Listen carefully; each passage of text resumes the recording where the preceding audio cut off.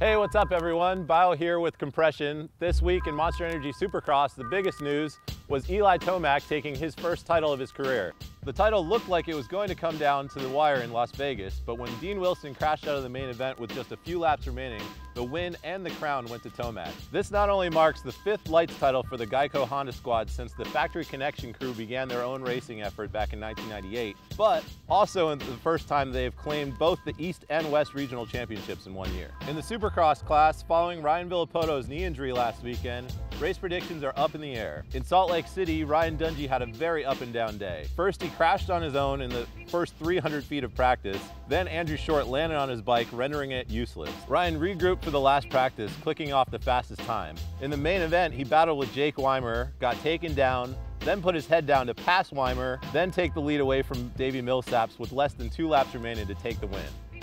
But there was a lot more than just winning that went down in Utah. Most notably, Cole Seeley had a terrible crash in the first practice that resulted in possible kidney damage. Obviously, Cole didn't race and spent some time in the hospital. Then his teammate Travis Baker crashed in the second practice and got knocked out. In other words, the Troy Lee Designs team packed up shop early.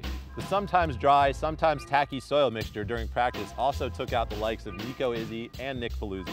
It was a crash-filled evening. As you all know, Supercross.com is no longer affiliated with the LNMC racing team, but it was still good to see Andrew Short get his first win in Seattle and that the team has picked up a new sponsor in Chaparral Motorsports. What the event wasn't filled with was alcohol. Sure, there were some folks tailgating in the parking lot, but when the beer is only 3.2%, good luck getting your buzz on. In a state where you can have 5 wives, why can't you have 5% alcohol too? Seems like a sensible ratio to me.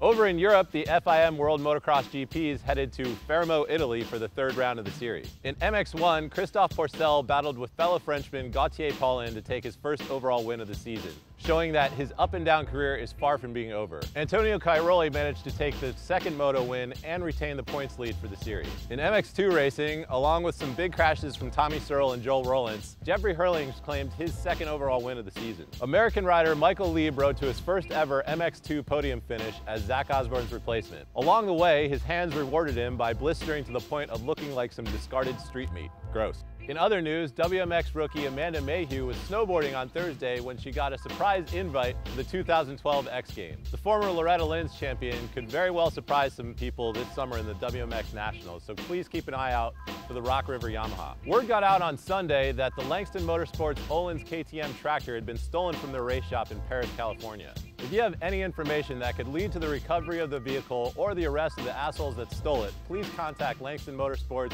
or the Paris Police Department. That's all we've got for this week's Compression. This weekend, Monster Energy Supercross Finals take place in Vegas. Be sure to follow all the coverage on Supercross.com, along with our Facebook, Twitter, and Instagram. We'll see you next week. Here's the Cinco de Mayo.